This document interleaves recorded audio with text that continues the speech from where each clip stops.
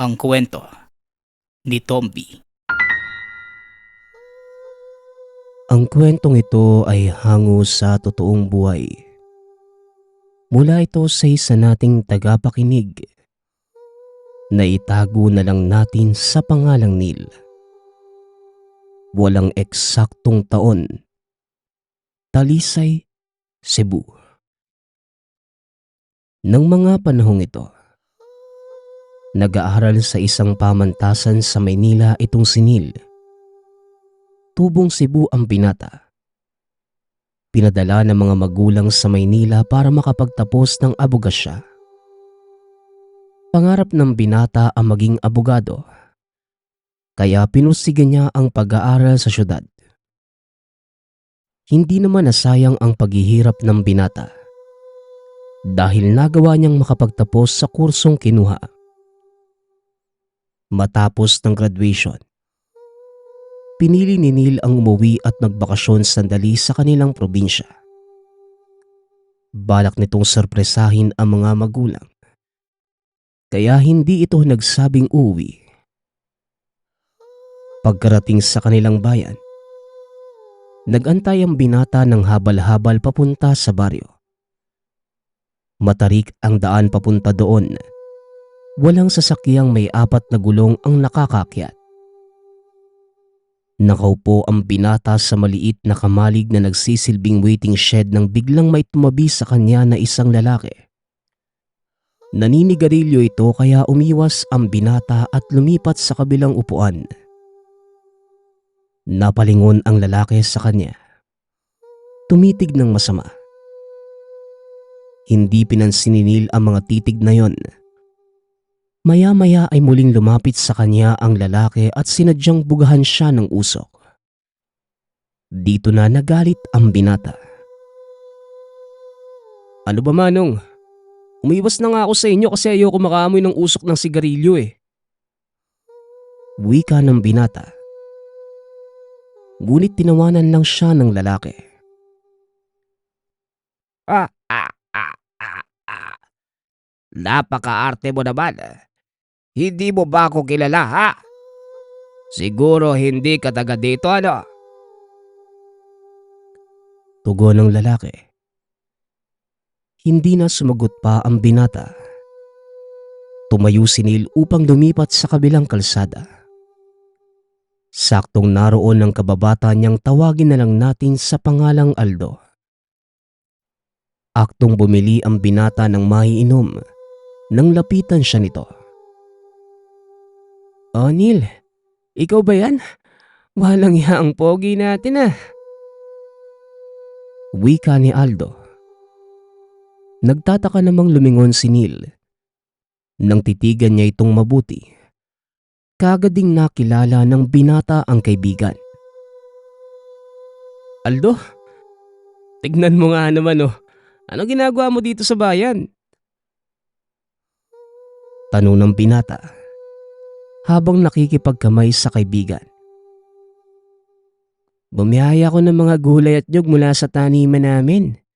Eh ikaw, anong ginagawa mo dito? Akala ko ba nag-aaral ka sa Maynila?"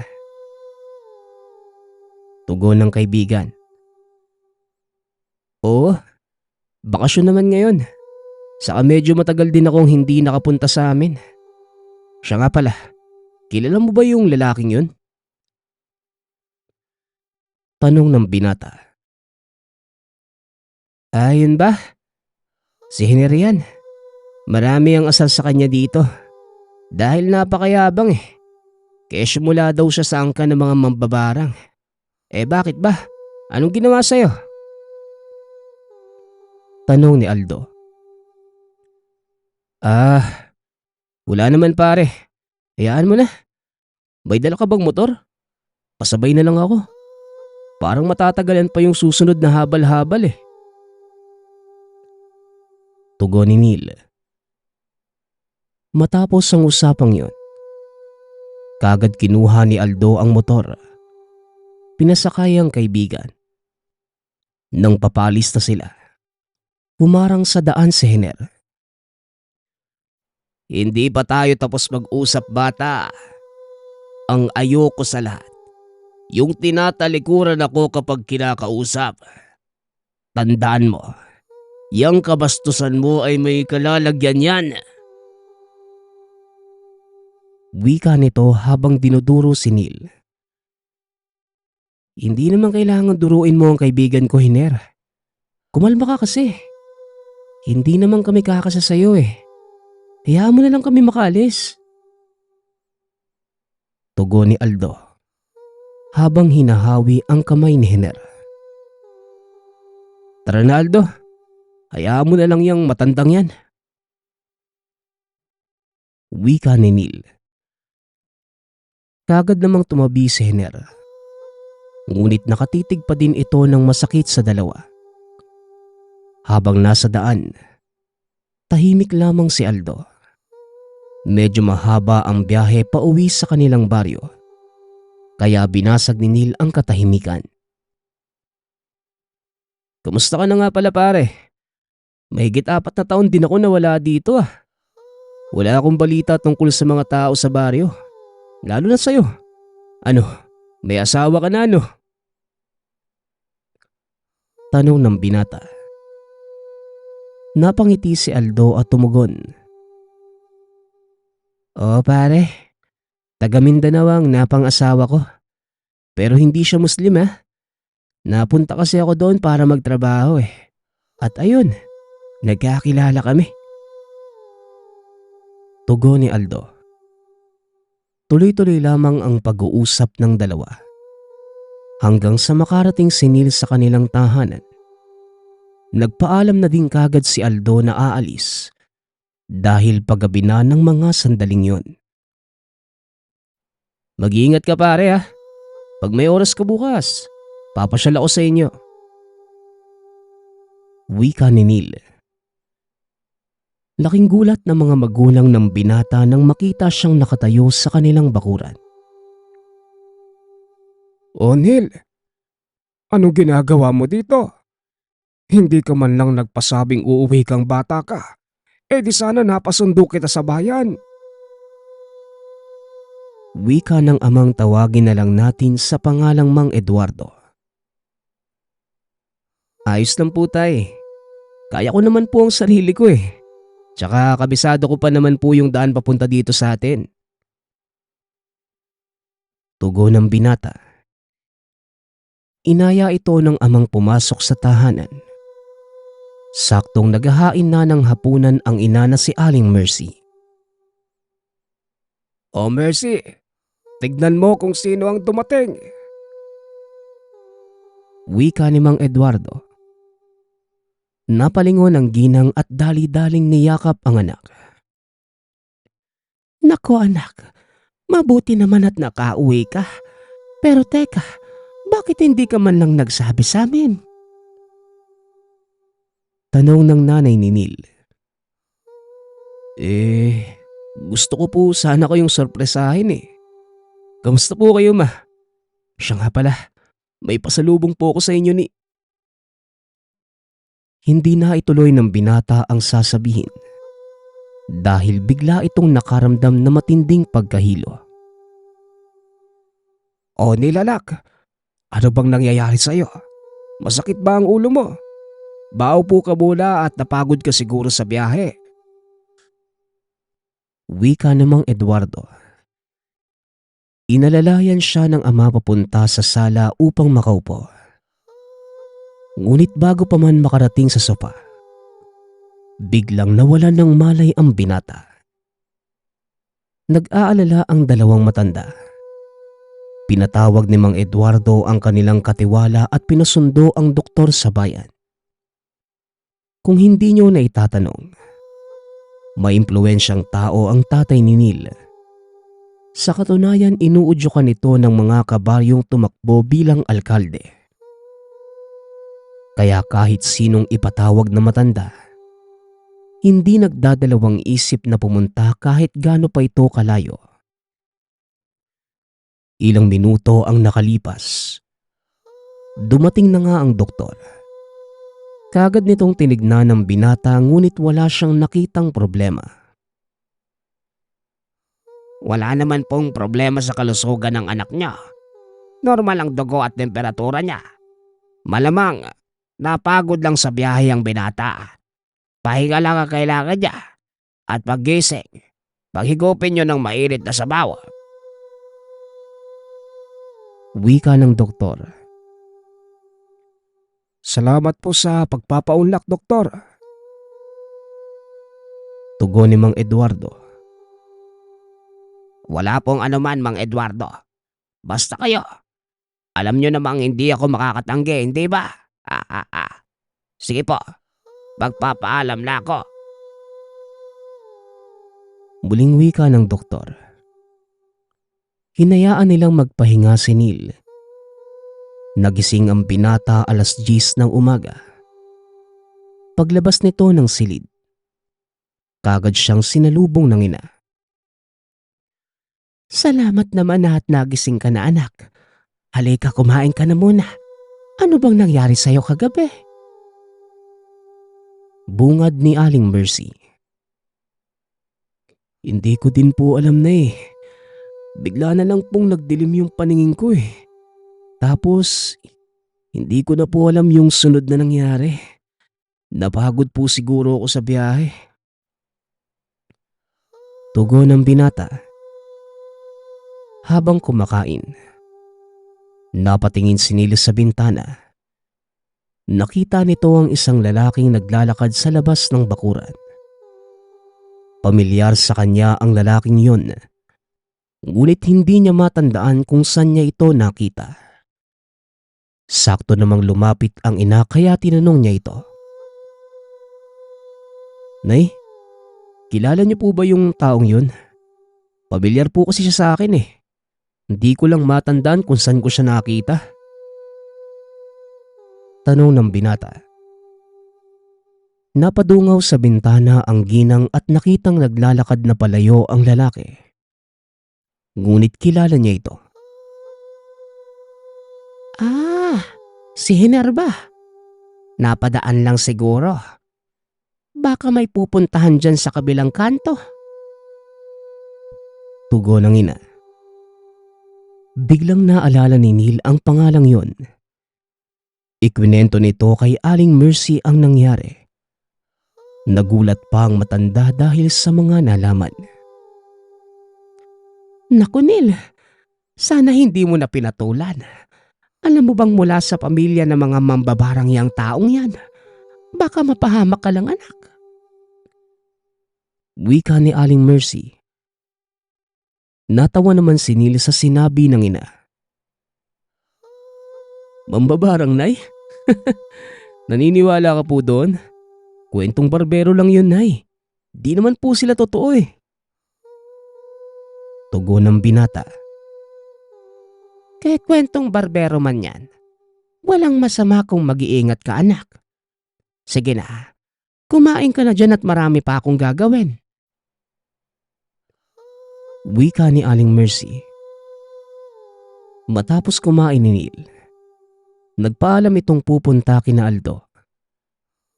Habang naglalakad ay binabati siya ng mga kabaryo.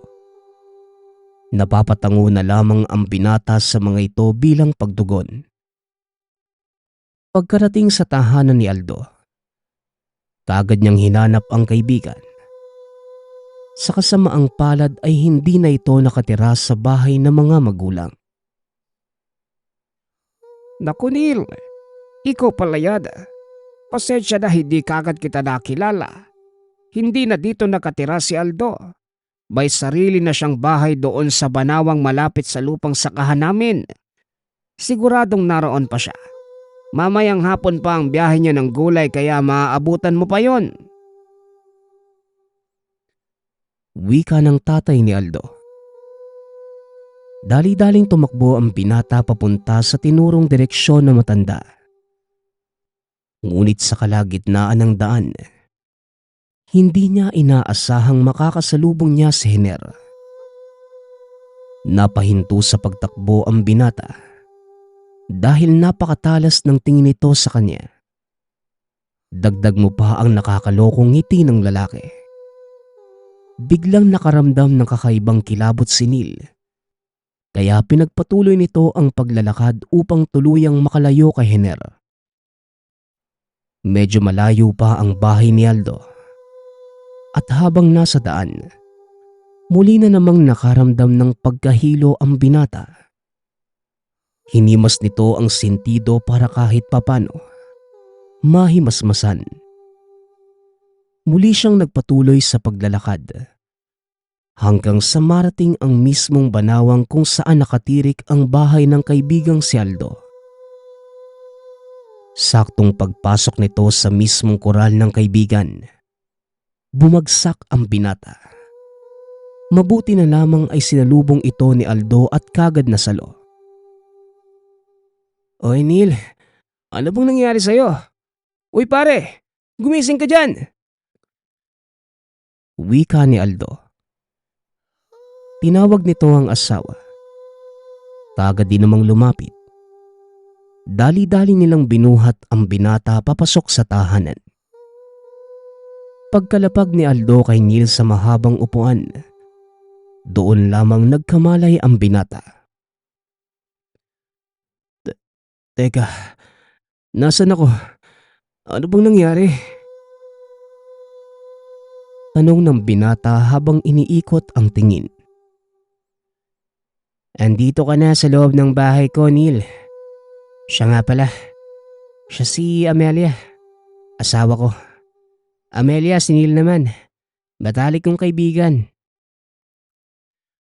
Pagpapakilala ni Aldo. "Ikinagagalak kitang makilala, Neil.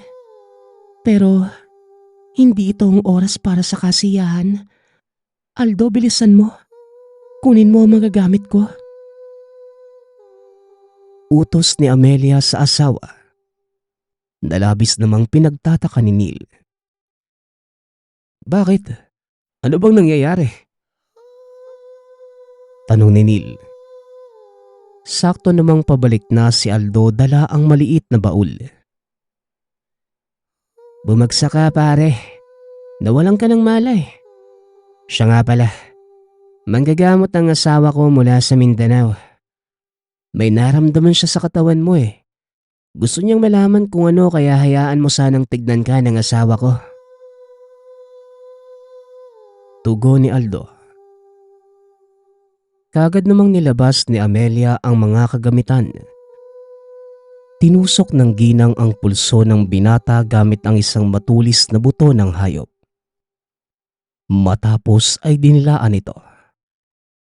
Kumikit ang ginang at pinakiramdaman ng palad ng binata. Naglabas ito ng kabibe mula sa baul. Pinaikot ito sa katawan ni Neil.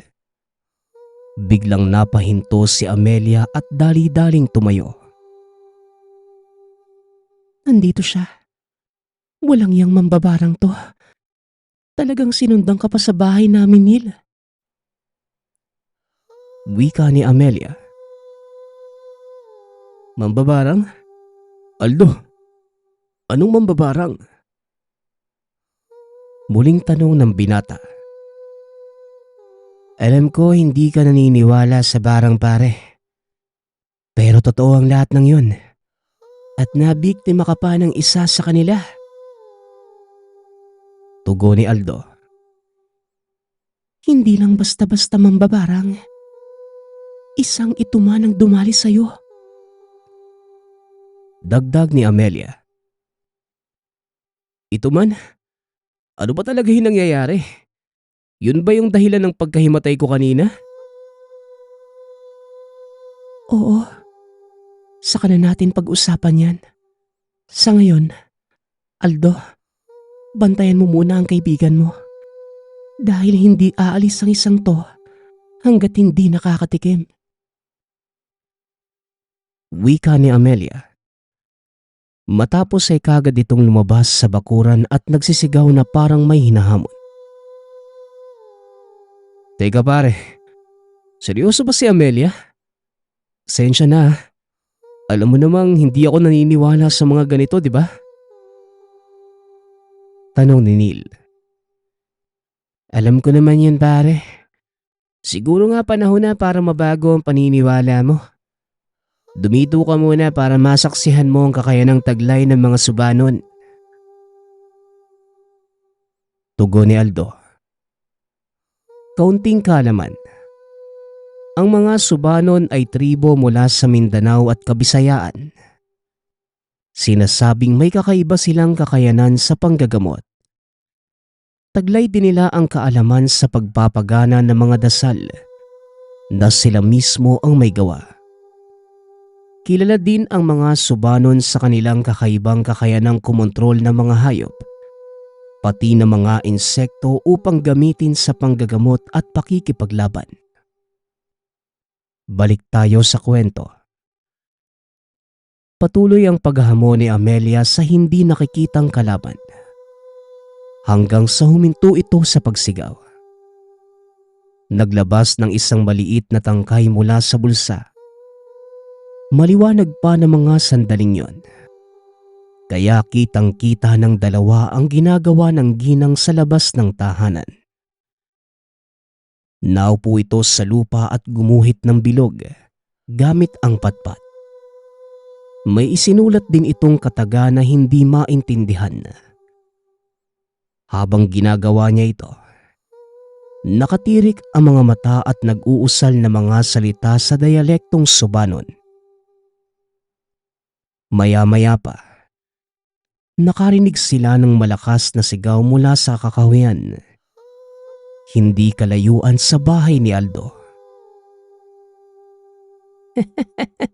Sapul, ang galing talaga ng asawa ko ah. Wika ni Aldo. Manahimik ka, hindi pa ako tapos. Tugon ni Amelia. Bahagyang natawa si Nila sa sinabi nito, habang tinatapik pa si Aldo sa balikat.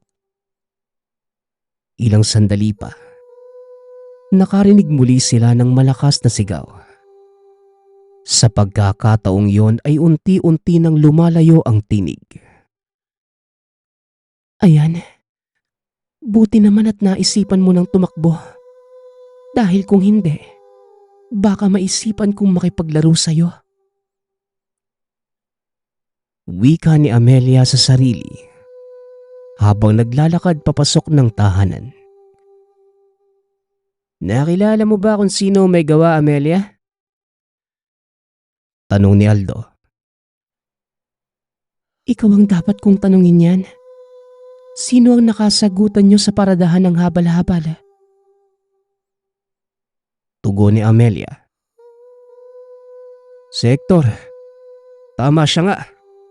Huwag mong sabihin siya ang lalaking nagsisigaw sa gubat. Tugon ni Neil. Oo, tama ka Neil.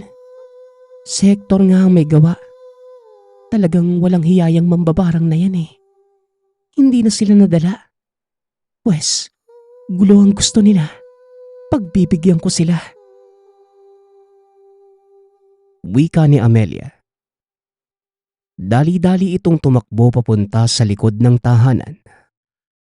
Tuloy-tuloy ito papunta sa kawayanan at kagad na pumutol ng isang buho. Amelia, kailangan ba talagang gamitin yan? Tanong ni Aldo. Hindi na sila nakinig sa una kong babala, hindi ba? Pwes, kailangan ng wakasan ng kasamaan nila.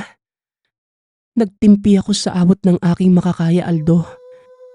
Pero hindi ko na matiis pa na pati ang kaibigan ng asawa ko, kakantiin pa nila. Tugon ni Amelia. Nakikinig lamang si Neil na mga sandaling yon. Sa isip-isip ng binata, tama ang sinabi ni Aldo. Panahon na nga siguro para mabuksan ang isipan sa mga ganitong paniniwala. Matapos kumuha ng buho ng kawayan, dali-daling pumasok ang tatlo sa tahanan. Naupo si Amelia sa pinakagitna ng sala at tinawag si Neil. Neil, total, ikaw ang punteriya ng mambabarang. Kakailanganin ko ang dugo mo para gamiting alay sa mga alaga ko. Wika ni Amelia. Medyo kinabahan si Neil nung una. Pero dahil sa pag-uudyok ni Aldo ay nawala ang takot nito. Sige na pare, walang mawawala sa'yo. Subukan mo lang. At danasin ang hiwagang magagawa ng mga subanon. Wika ni Aldo. Nabuksan ang kuryosidad ng binata dahil sa mga sinabi ng kaibigan. Naupo ito sa tabi ni Amelia at nilahad ang palad. Makakaramdam ka ng sakit, pero panandalian lang. Kaya tiisin mo lang ha. Huwag na huwag kang magpapakita ng takot sa kahit anong nilalang na makikita mong lalabas sa buho ng kawayan na ito. Isipin mong kaibigan mo ang nilalang na yon. At gamit ang isipan mo, iutos mo ang gusto mong mangyari sa taong nagtangka sa buhay mo. Muling wika ni Amelia. Huminga ng malalim ang binata habang binibiyak ni Aldo ang buho ng kawayan. Tumambad sa binata ang napakalaking alupihan. Nakabilog pa ito kaya nagkasya sa loob ng buho. Ngunit nang iunat ng alupihan ang katawan, halos kasing haba ito ng kanyang buong braso. Gumapang ang alupihan papunta sa kamay at bigla itong kinagat. Taliwa sa sinabi ni Amelia, hindi nakaramdam ng kahit anong sakit ang binata. Maliban na lamang sa nakakakiliting mga paa nito na patuloy na gumagalaw habang sumisipsip ng dugo mula sa pulso. Pag nasipsip nito ang kailangan niyang dugo, kusa na itong lalakad. Kaya bilisan mo na, Neil. Iutos mo na sa alaga ko ang gusto mong mangyari kay Hiner. Wika ni Amelia. Ipinikit ng binata ang mga mata. Tila biglang kumonekta ang isipan sa nilalang na sumisipsip ng dugo. Nalalasahan din ito ng binata sa bibig. Matapos sumipsip ng alupihan ay kagad itong gumapang palabas ng bintana. Pare, ano nga pala yung inuutos mo doon sa alupihan? Maaari ko bang malaman? Tanong ni Aldo. Ang totoo pare, hindi ko siya inutusan. Kundi humiling ako sa alaga ng asawa mo na patayin si Hiner. Kung talagang may masama siyang balak sa akin. Tugon ni Neil. Napatango na lamang si Aldo at tumugon. Bukas natin malalaman ang resulta. Sa ngayon, dumito ka na muna. Hanggat di pa natatapos ang ritual ng asawa ko. Mahirap na eh. Baka balingan ka ng pamilya ni Hiner. Muling wika ng kaibigan. Nang gabing yun, isinalaysay ni Amelia ang lahat ng tungkol sa pinagmulan. Maging ang mga aral na natutunan niya sa kanyang mga nakakatanda. Hindi makapaniwala si Neil na narinig niya ang lahat ng yon. Hindi rin makatulog ang binata dahil inaantay nito ang resulta ng ginawang ritual ni Amelia. Nanatili lamang itong nakahiga habang inaantay ang pagputok ng liwanag. Ilang sandali pa, tuluyan nang nag-umaga. Dali-daling bumangon ang binata at ginising si Aldo. Pare, gising na, umaga na. Wika ni Neil. Papungas-pungas na tumayo si Aldo at dumungaw sa bintana. Nakita nito ang asawang nakatayo sa bakuran na tila may hawak na kung ano sa kanyang kamay.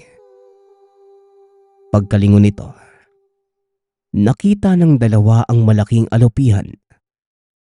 Naglakad si Amelia papasok ng bahay at binalita sa dalawa ang nangyari. Tapos na ang tungkulin ng alupihan. Naisagawa na nito ang kahilingan mo. Umuwi ka na sa inyo para ikaw mismo makapagpatunay. Wika ni Amelia. Sinamahan ni Aldo si Neil pauwi sa tahanan at habang nasa daan, nakita ng mga ito ang kumpol ng tao. Nilapitan ng dalawa ang mga yon upang makiusyoso. Laking gulat ni Neil nang makitang ang pinagkakaguluhan pala ng mga ito. Ang patay na katawan ni Hiner. Dali-daling umalis ang dalawa sa lugar. Napangiti si Neil dahil napatunayan itong totoo ang kapangyarihang taglay ng asawa ni Aldo. Matapos ang kaganapang yon, bumalik ng Maynila ang binata. Pinabaunan ito ni Amelia ng mga pangontra at dasal na maaari niyang gamitin sa oras na makaranas siya ng kahit anong panggagambala. Sa paglipas ng mga taon, natupad ng binata ang pangarap na maging abogado. Bagamat nasa mabuti ng antas ng pamumuhay, hindi nito nakalimutang lingunin ang kaibigang si Aldo. Pati na rin ang asawa nitong Subanon na pumatay ng isang itumang mambabarang. Ang susunod nating kwento ay mula sa isa nating tagapakinig na itago na lang natin sa pangalang Grace. Walang eksaktong taon, probinsya ng Ilocos. Nang mga panahong ito, pabiyahe ng Ilocos si Grace mula sa syudad. Merong hinabilin ang lola sa kanya bago ito tuluyang mawala. Ayon sa lola, hanapin niya ang nagngangalang Andres upang tulungan siya sa paghahanap sa bagay na hinabilin sa kanya. Makalipas ng ilang oras, nakarating na siya sa bayan. Kagad itong nagtanong-tanong at hinanap ang Andres na tinutukoy ng lola. Ngunit pagkatapos ng matagal na paghahanap ni Grace, wala naman siyang natunton. Napag-isipan ng dalaga na magpahinga muna at kumain matapos ang ilang oras. Habang kumakain, iniisip niya kung ano ang mga susunod na hakbang niyang gagawin upang mabilis ang paghahanap. Napag-isipan niyang puntahan ng barangay upang doon magtanong. Binilisan niyang kumain at magpahinga at nagpunta na siya sa pook ng barangay. May mga nakasalubong itong kagawad sa lugar. Ngunit hindi rin nila kilala ang Andres na tinutukoy ni Grace.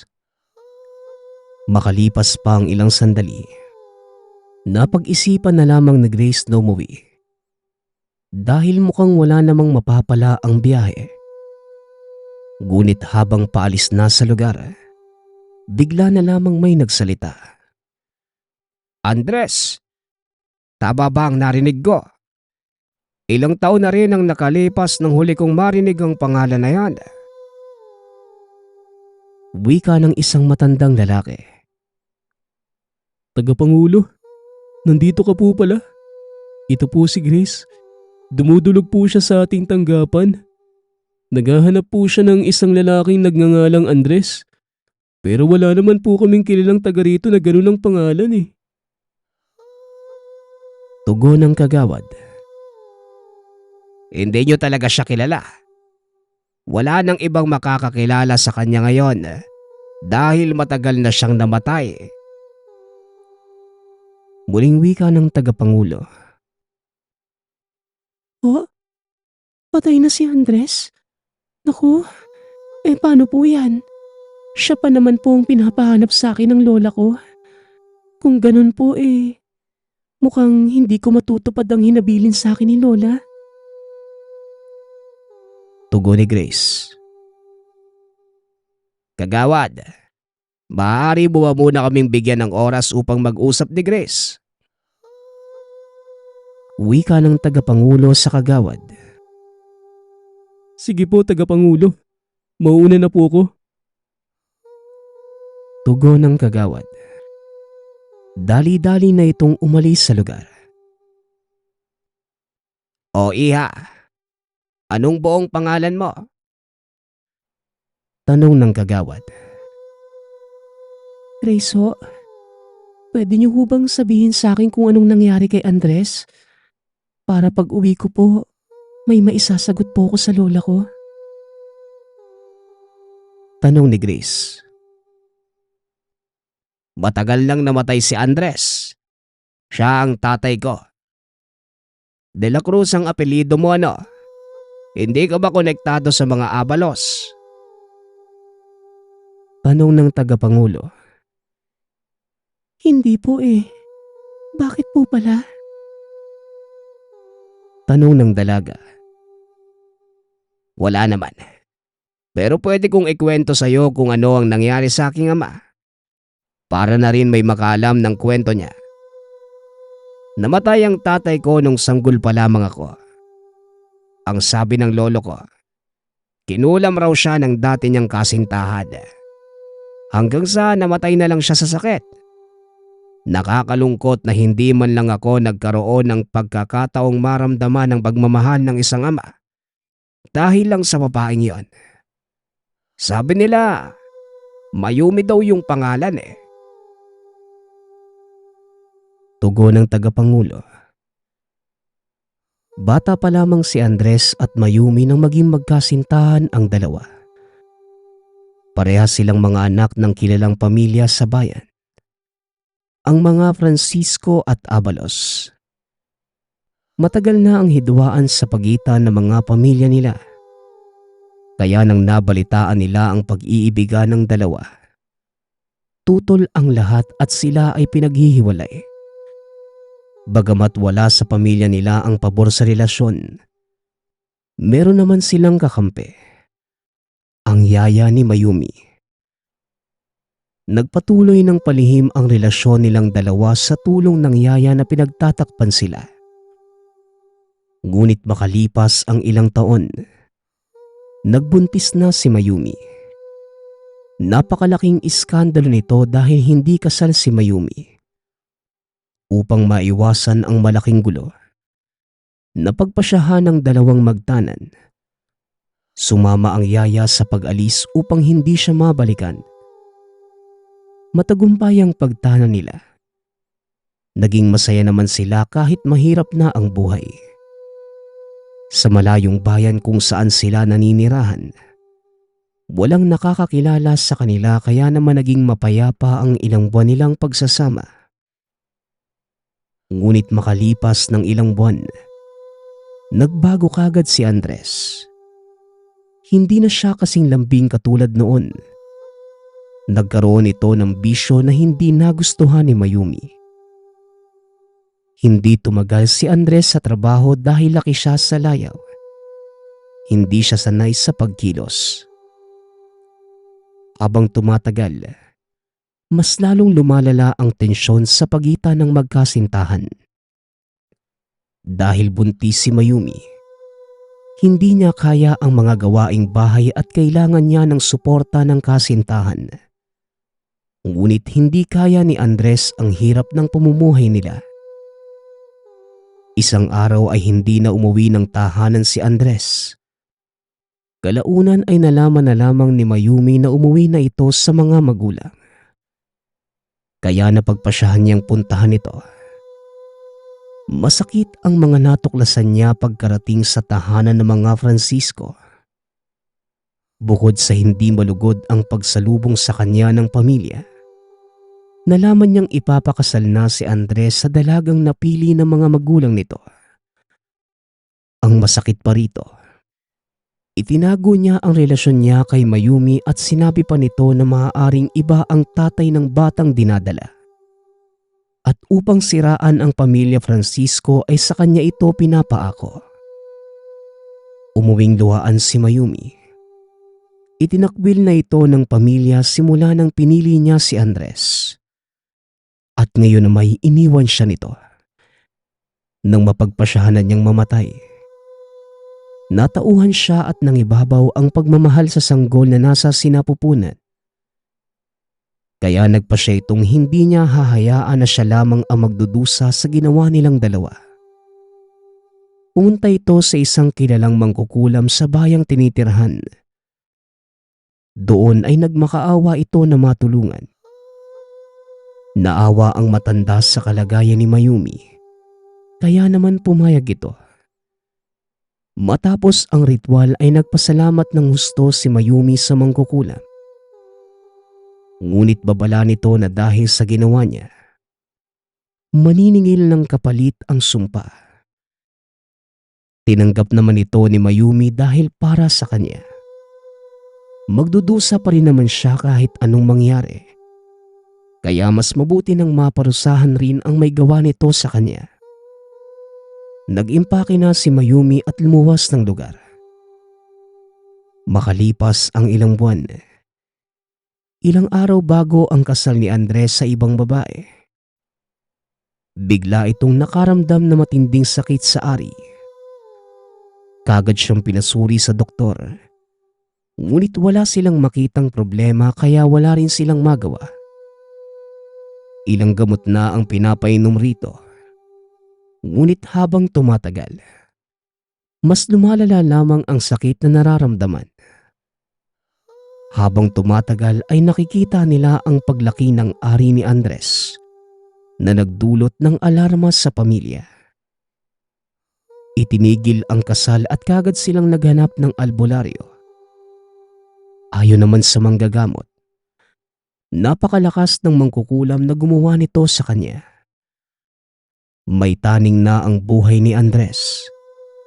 Hindi ito kayang gamutin dahil malaki ang kabayaran ng sumpang nilagay sa kanya. Isang buwan na lamang ang natitira sa buhay nito. Kaya naman kagad naglibot ang pamilya ni Andres sa paghahanap ng lunas, habang siya ay nasa bahay humahagulgol sa sakit. Kasing laki na ng bola ang ari nito, hindi na rin siya makatayo. Awa at galit ang nararamdaman ng pamilya sa kung sino man ang gumawa nito sa kanya. Lumipas pa ang ilang araw at dumoble pa ang paglaki nito. 2 araw bago mamatay si Andres, natuntunan nila ang mangkukulam matapos ikwento ni Andres ang katotohanan sa pamilya. Kagad nilang pinuntahan ito at pinilit siyang alisin ng sumpa. Humihingi ako ng pasensya sa inyo.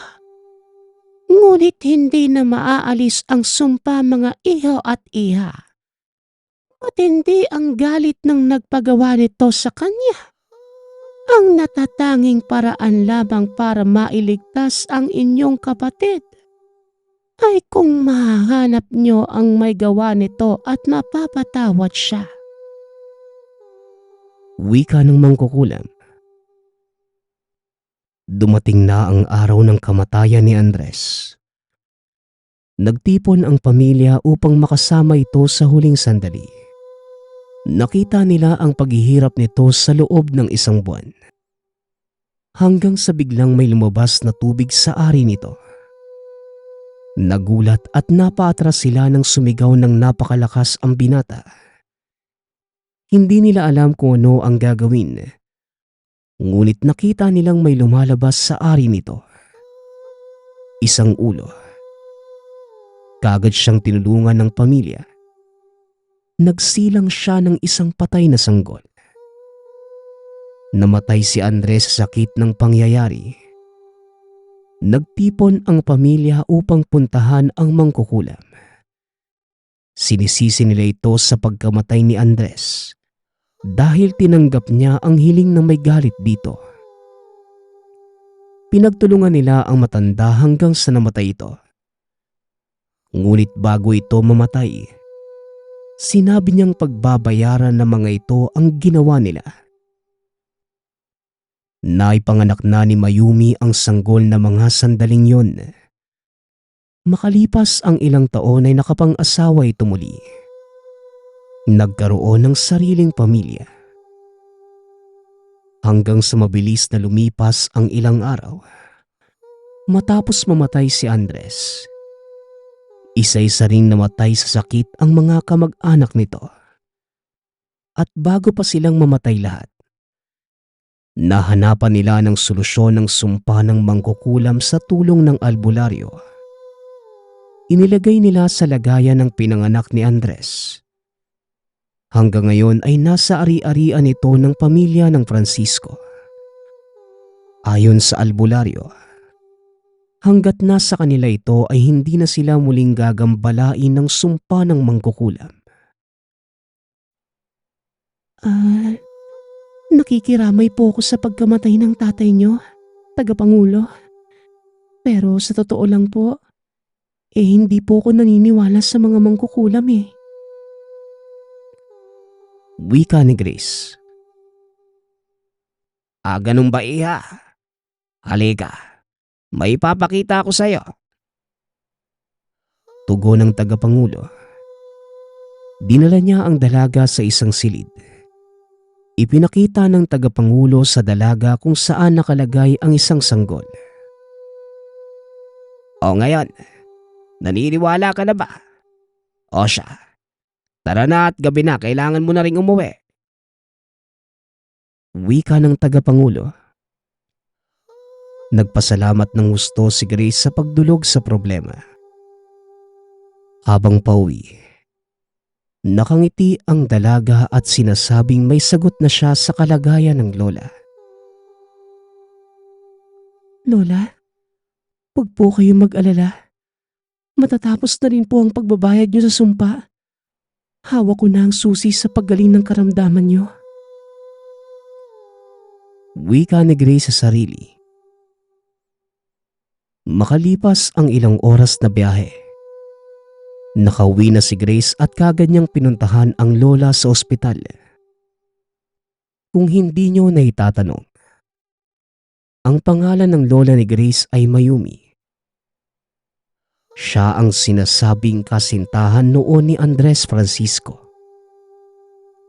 Halos 4 na dekada na nitong tinitiis ang sakit hanggang sa pagtanda. Lingid sa kaalaman ng tagapangulo, kinuha ni Grace ang pinakiingatan nito. Pag-abot ni Grace ng lagayan ay kagad natanggal ang matagal na niyang karamdaman. Namuhay pa si Lola Mayumi ng 3 taon. Ngunit namatay din sa edad na 76 na taon.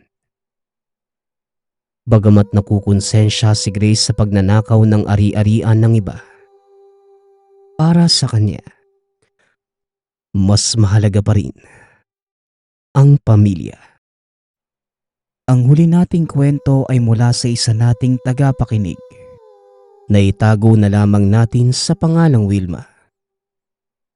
Walang eksaktong taon, probinsya ng Capiz. Nag-iisang anak si Wilma ng mga magulang. Ayon sa ina, nawala ang panganay na kapatid dahil sa sakit noong sanggol pa lamang. Kaya naman labis ang pagprotekta kay Wilma ng mga magulang. Walang sandali ang naaalala ni Wilma na hindi niya kasama ang ina.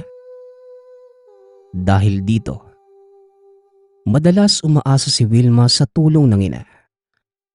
Dala-dala niya ito hanggang sa pagtanda. Pagtungtong ni Wilma ng high school, nagkaroon ng sakit sa bato ang ina. Napilitang tanggalin ang isang bato nito dahil malubhana ang kalagayan. Naghihinay-hinay na ang ina sa pagkain at kalaunan. Gumaling naman ito.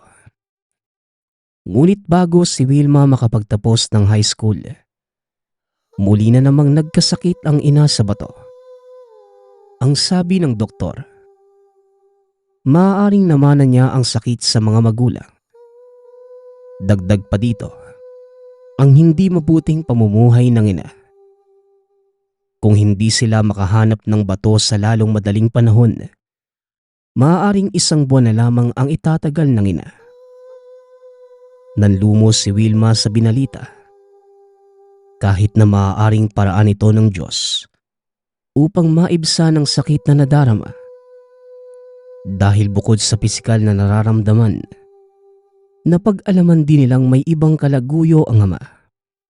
Ang pagpanaw ng ina ay maaaring paraan upang hindi na ito mamroblema pa at masaktan. Ngunit hindi kaya ni Wilma na mabuhay na wala ang ina. Araw-araw binibisita ni Wilma ang ina sa ospital.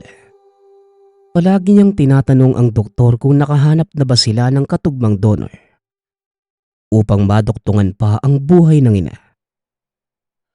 Ngunit sa kasamaang palad, wala pa rin. Dahil maliit lamang ang kanilang bayan, hindi sila kagad makahanap. Kailangan nilang maghintay pa ng kulang-kulang 3 hanggang 6 na buwan. Ngunit 1 buwan na lamang ang natitira sa ina. Problemado si Wilma dahil dito. Nagpapasalamat naman siya dahil kahit papano sa ama.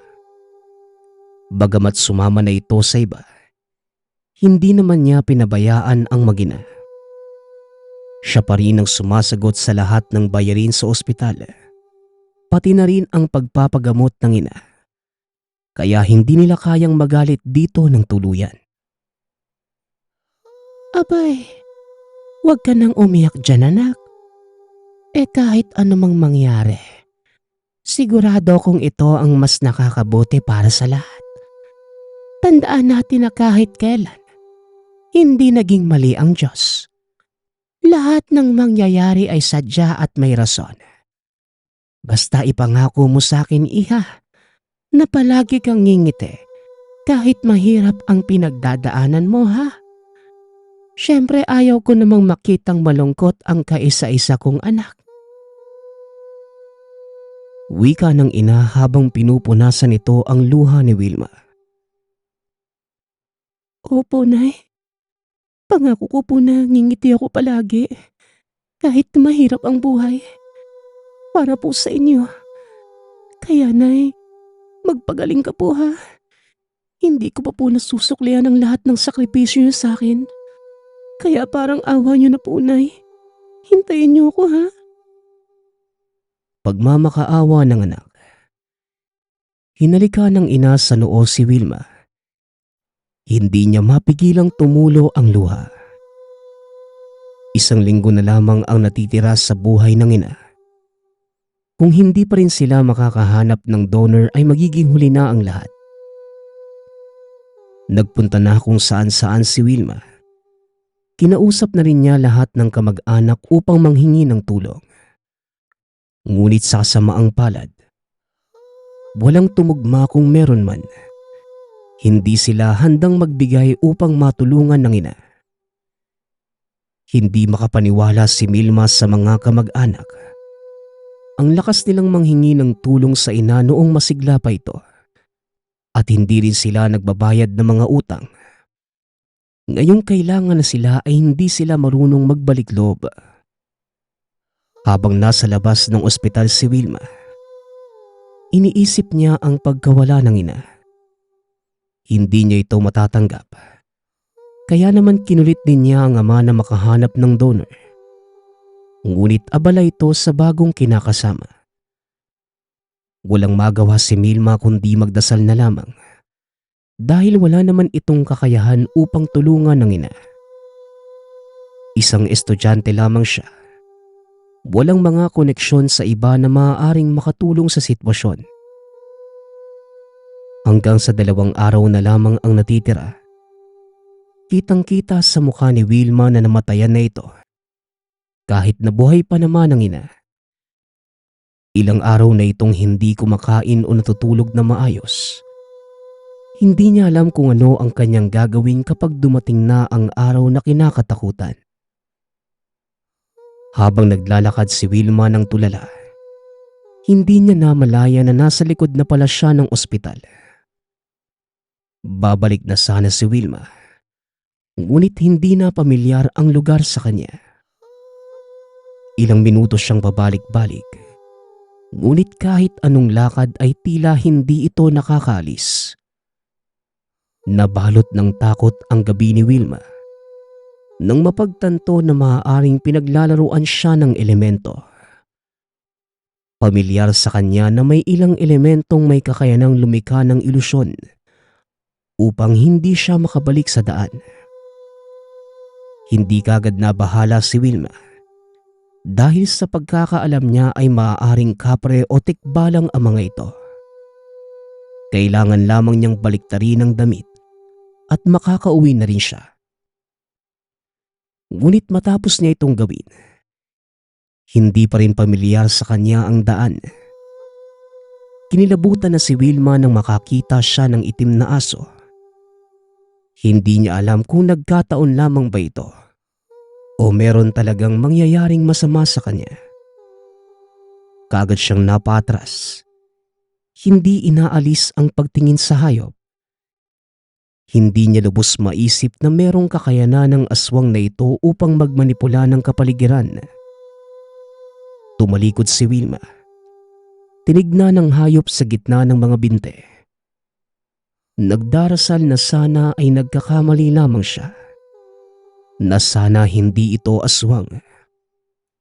Ngunit nang gawin niya yon, tama pala ang hinala. Nakita niya ang tunay na anyo nito. Tila isang taong nakadapa. Nagsilbing mga paa din ang dalawang braso nito. Matalas ang mga ngipin. Itim na itim ang balat at mata. Sa sobrang itim nito ay kahit madilim ang kapaligiran, akalain mong anino lamang ito. Walang segundong sinayang si Wilma at kagad siyang kumaripas ng takbo. Bagamat hindi niya alam ang direksyon pabalik at hindi rin alam kung saan siya papunta. Ang mahalaga sa kanya ng mga oras na yon, makawala siya sa paningin ng nilalang. Hindi naman bago ang kwentong aswang sa kanilang bayan. Kaso nga lang, hindi inaasahan ni Wilma na siya ang magiging biktima nito. Makalipas ang ilang minutong pagtakbo ay hindi na niya kinaya. Pagod, puyat at gutom rin si Wilma ng mga oras na yon dahil sa kalagayan ng ina. Naisip niya kung mamatay man siya ngayon. Hindi naman ito siguro masama dahil kahit papano, makakasama niya ang ina sa kabilang buhay. Hanggang sa tuluyan ang hinarap ni Wilma ang nilalang. Bagamat natatakot ay walang pag-aalinlangan niyang hinarap ang elemento.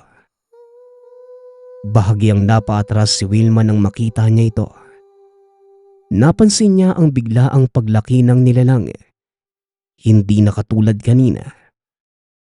Nang ilang metro na lamang ang kanilang layo, sa hindi maintindihang damdamin, kagad kumuha ng mahabang bakal si Wilma.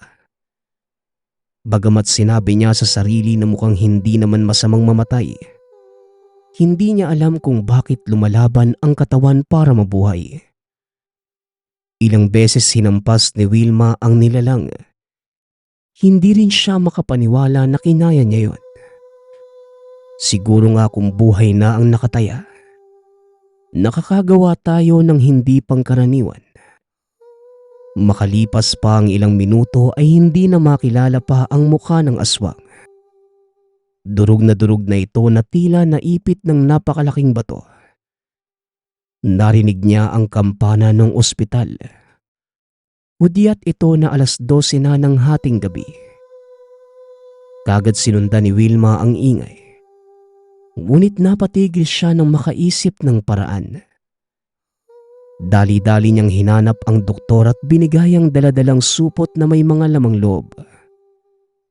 Bagamat nagtataka at nabahala ang doktor, kagad niyang inoperahan ang ina.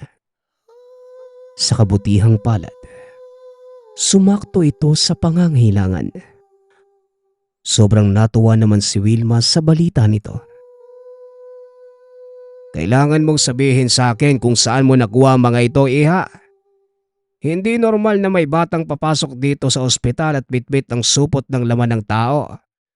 Kung hindi mo kagad sasabihin sa akin, mapipilitan akong tumawag ng mga otoridad para... Hindi natuloy ang pagsasalita ng doktor. Nang biglaan itong sunggaba ng ina. Kitang-kita ng dalawang mata niya kung paano ito lamunin ng ina. Rinig na rinig din niya ang pagmamakaawa ng doktor. Ngunit mas mahalaga kay Wilma ang pagbabalik ng ina. Mabuti naman ho at magaling ka na, Nay. Pagbubunyi ni Wilma. Kagad naman siyang initian ng ina. Hindi na baling may mawalang buhay ng iba. Para kay Wilma, ang buhay ng ina lamang ang mahalaga sa kanya. Kaya gagawin niya ang lahat upang makasama lang ito. Nang bumalik sa wisyo ang ina at napag-alaman niya ang nangyari, pinagalitan niya ang anak. Naghanap na lamang sila ng ibang alternatibo upang makakain ang ina ng hindi nakakapatay ng inosenteng tao. Katulad ng doktor na ginawa lamang ang kanyang trabaho. Nagkasundo ang mag-ina na hayop na lamang ang kakainin. Dahil hindi kakayanin ng konsensya kung meron pang dumagdag sa doktor. Bagamat kitang-kita ang pagsisisi sa ina, walang bahid ng konsensya na naramdaman si Wilma. Kung isang araw ay mapadaan kayo o makilala niyo si Wilma, huwag kayong mag-alala sa nanay niyang aswang. Mas mag-alala kayo kay Wilma na handang ialay ang buhay niyo.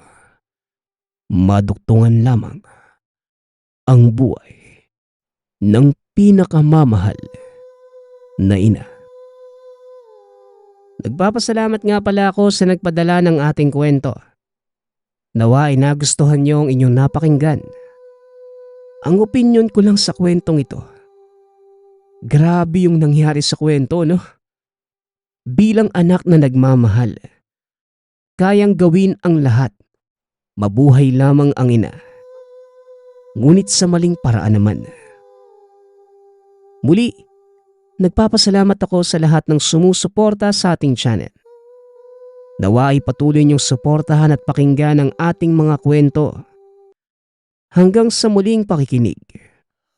Paalam.